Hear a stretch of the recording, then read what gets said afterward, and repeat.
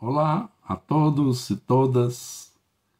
Eu quero fazer uma abordagem hoje sobre o autismo, ou o transtorno do espectro autista, baseada principalmente numa nota divulgada pela Sociedade Brasileira de Neurologia Infantil, considerando os últimos conhecimentos adquiridos sobre essa questão, né? É um documento muito claro, muito importante, devido aos novos conhecimentos adquiridos, né? Isso, a última nota que eles tinham divulgado era de 2021. Nós estamos em 2025, ou seja, em 4 anos muita coisa mudou. E eu acho importante pontuar alguns aspectos, né? O texto reforça que não existe nenhum exame laboratorial capaz de detectar o autismo.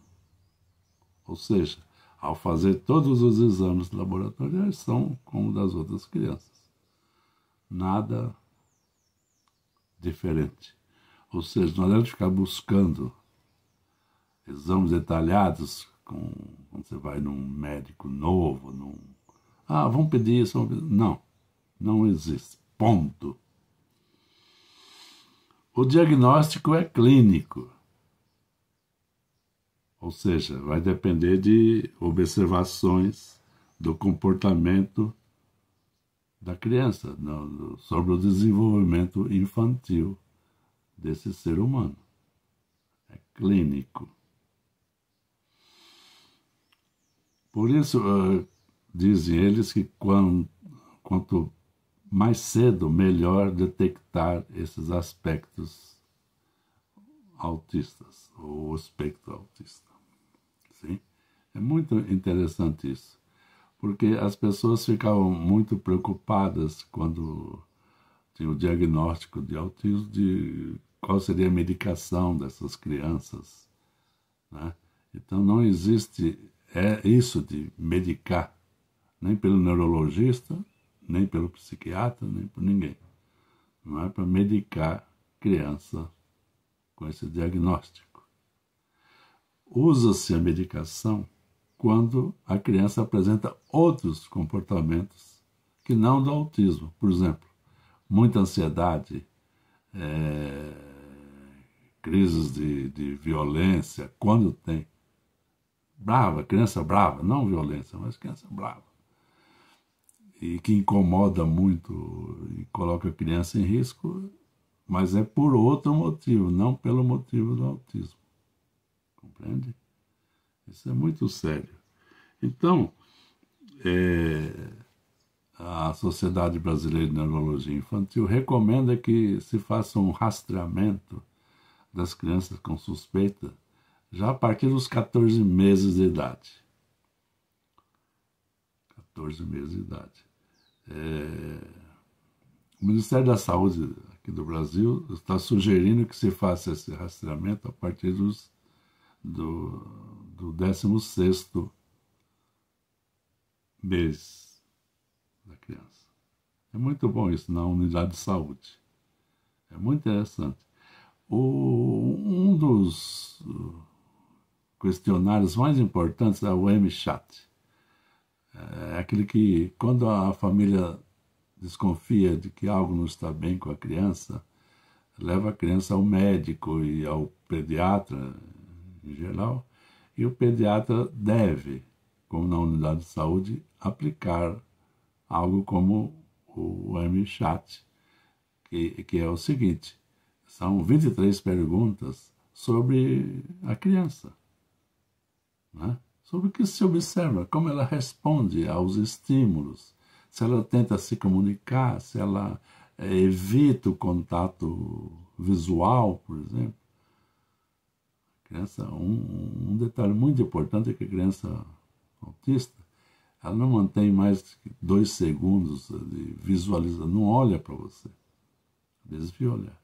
Então, para as mães, os pais observarem se as crianças respondem a essa comunicação lá pela altura desses meses aí, né? se aponta um objeto, se a criança olha, se a criança pede coisas, se ela responde, se a criança tem crise de birra, né, de chorar demais, chorar demais. Outra questão é se a criança é muito sensível ao ruído. Elas ficam muito alteradas com o ruído, que para os outros o ruído pode ser normal, para elas não.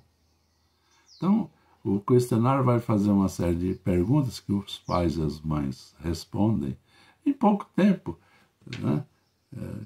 Imagine quando você vai fazer exame, uma tomografia, não tem aquelas perguntas que dão um questionário para você responder, é aquele tempo. Aquele tempo. E tem umas questões mais importantes, umas questões são normais e algumas vão dar algum indício. É responder sim ou não a isso, aquilo. Algumas vão dar indício se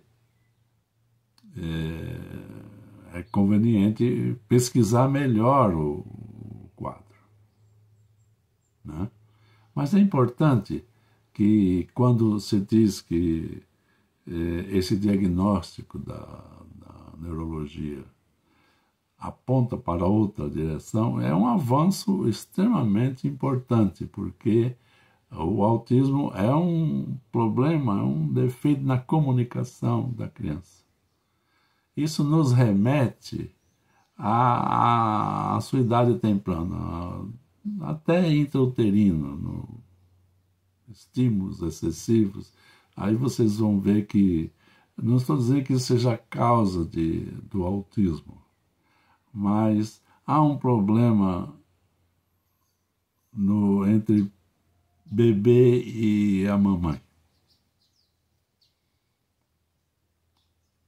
Nós, no Instituto Argumento, Ciência e Cultura, pesquisamos muito tempo essa questão, né? Não é para culpar a mãe por algum problema desse tipo, mas dizer, é preciso também, isso eles não alertam, mas pesquisar muito os pais das crianças. Que não surge do nada, o autismo não surge do nada. Não é uma condição para ser detectada como doença, não vai sair nada no exame de laboratório, nem no exame neurológico, não tem nenhum problema neurológico.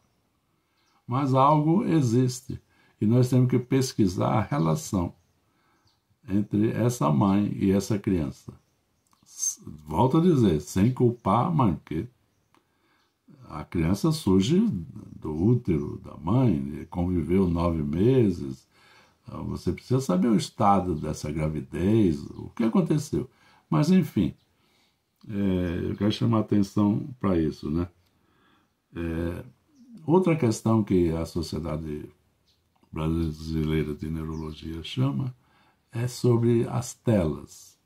O uso excessivo. Vocês já verificam, ou já verificaram, que muitas crianças pequenas ficam excessivamente diante das telas. As mães as deixam diante das telas para distraí-las. Isso pode causar alguns sintomas parecidos com o autismo. Entendeu? Nós sempre dissemos, sempre apontamos esse aspecto. E as pessoas sempre rebatiram que agora é moderno, agora é assim. Até profissionais, muitos profissionais nos diziam que não teria grande problema. Mas há problema sim para a criança, para o adolescente, para o adulto, para o idoso que fica muito tempo diante dela. Há problema sim. E a sociedade também chama atenção para o tratamento, né? O tratamento, o diagnóstico tem que ser feito com a psicologia, com a fonoaudiologia, com a terapia ocupacional e com o psiquiatra infantil ou com o neurólogo, né? O neurologista. Aí, chegado a essa conclusão, a terapêutica é importante, né? A terapia infantil, a psicoterapia infantil, quando precisa ver o tempo da entrada em cena da fonoaudiologia, e é importante a terapia ocupacional. Por isso que nós sempre prescrevemos, durante esses 30 anos, o tratamento com a equipe multidisciplinar, né? Pelo seguinte, a criança quando vai à clínica, né, ou ao CAPS, agora é mais importante no atendimento público, no CAPS, que deve agilizar esses atendimentos. Então, na clínica multiprofissional, você coloca, por exemplo, a criança pequena, 2 anos, por exemplo, meia hora na ludoterapia, meia hora na fonoaudiologia, 2 vezes por semana, ou se não está precisando da fonoaudiologia, da terapia ocupacional, nós utilizamos muito a terapia ocupacional, né? E nada de remédio. Isso que é importante. As famílias muitas vezes nos pressionam em busca de remédio, coisas assim. Não, nada de remédio. Só naqueles casos por outros motivos, né? E a gente precisa avançar mais para não cairmos em diagnóstico precoces, né? Nós recebíamos muitas crianças no instituto que vinha com o médico, viu uma vez e mandava com diagnóstico precoce de autismo. E a maioria não eram autistas, de forma alguma. Agora, se o médico encaminha para profissionais que têm muita experiência, esses profissionais repassam já o diagnóstico. E nós chegamos a um número expressivo, mais de 60% dos diagnósticos sobre autismo são errôneos, estão errados.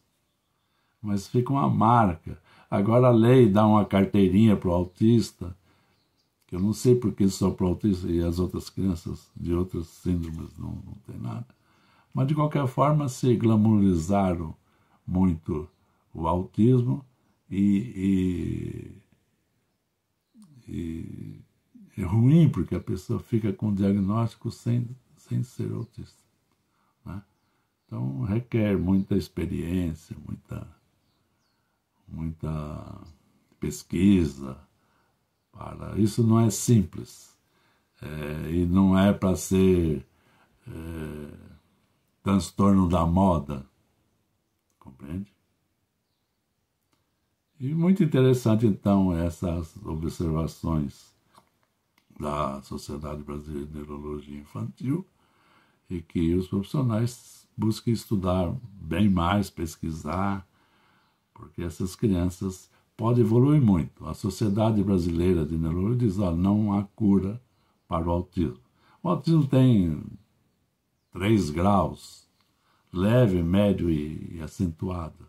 Não tem cura, mas o percurso, a melhora, o crescimento dessas pessoas pode ser muito grande desde que tenham o atendimento devido, desde que as famílias se empenhem em mudar seus comportamentos. É um processo coletivo em busca da saúde mental e de melhores dias. Até outro momento.